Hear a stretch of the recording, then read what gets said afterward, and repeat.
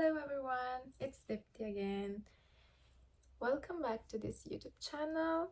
I hope you are all good and blessed. You're doing well. In previous videos, if you have seen them, I was talking about how today we are not under the law of Moses anymore, but we are justified by faith in Jesus Christ. And today I wanted to speak about the two commandments that Jesus Christ Himself has given us in the New Testament. But before reading them and explaining them, it has to be clear for us that Jesus Christ did not come to change the law of Moses, but He came to fulfill it. Now the question is very simple, like how does the law gets fulfilled? But it's really clearly explained in the Bible through the Holy Spirit in Romans. If we go in Romans chapter 13 from the verse 8 to 10, we can read, "Let no debt remain outstanding except the continuing debt to love one another. For whatsoever loves other has fulfilled the law." Now, who has loved? In John 3:16, we read that God so loved the world that He gave His only begotten Son, that whoever believes in Him will not perish but have an everlasting life. So who is the one who has loved? It's God through Jesus Christ. And thanks to this love, He has fulfilled the law. So if we believe in that, in the sacrifice of Jesus Christ, we are also one in Christ and not under the law anymore. So let's read the two commandments that Jesus has given us. The first one, we can read these commandments in Matthew, the book of Gospel of Matthew, in chapter 22. The first commandment is written in the verse 37. "Love the Lord your God with all your heart, with all your soul, and with all your mind." The second one, written in the verse 39, in the same chapter, we have, "Love your neighbor as yourself."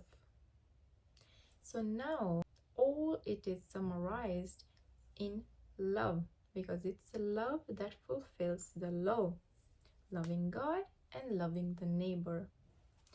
But why? It is not new that God is telling us to love. He has always been a loving God. But what is love?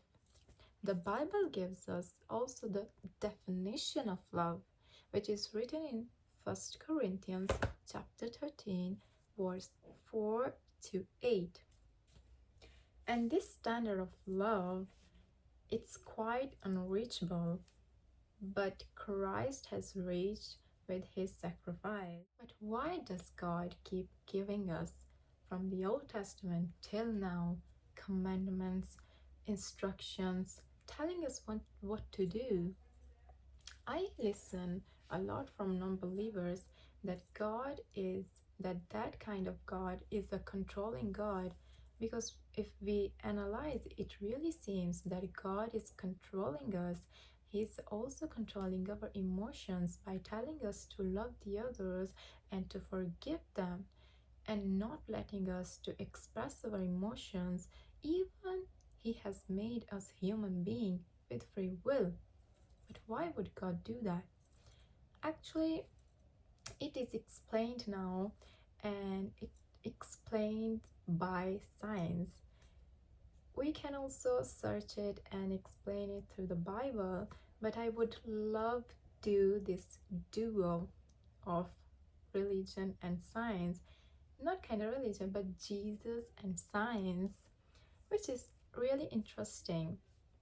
I found it really interesting actually. Why would God do that?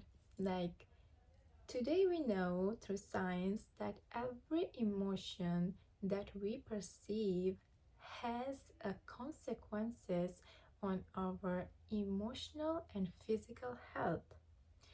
When we perceive an emotion, our brain releases some chemical compounds named hormones and neurotransmitters. These act on our body and on our mind. Analyzing, now I will not analyze every single emotion, but the main one that are anger, resentment, bitterness, and love. How these affects our body and why God wants us that much to be firm in loving the other. So let's start with anger. Today's medical science tell us to avoid getting angry. Why? Because it has negative effects on our body. But why? I have searched, and the main hormone that get released while we get angry is cortisol, which is the central hormone that get released when we are stressed. If we are talking about an explosive anger, it can have danger effects on our cardiovascular system, causing ictus or heart attacks. What if we speak about an anger which is long lasting? It has even worse effect on our mental emotional system because it can cause anxiety, panic attacks, and depression. Another emotion which is really dangerous is bitterness, resentment. We have bitterness when we endure an emotion, a negative emotion, without elaborating it. And this is stored in our unconscious mind, which is studied by Freud. This unconscious mind is not controlled by our consciousness, which means that we cannot control it, but that mind control us, our behavior and our emotions, which is dangerous if it is fully stored with negative emotions, because impulsively it can make us act in a way that we would never, or say things that we would never, and if we overthink, cause us depression. But now let's speak about what Jesus tells us to do, which is love. The whole love can be interpreted in diverse ways, but I am not speaking about the erotic love, but an emotion of love which we can call like an affective love. There's a hormone that is called hormone of love, and that is the oxytocin. This hormone is released when we have a great and positive social interaction with other people.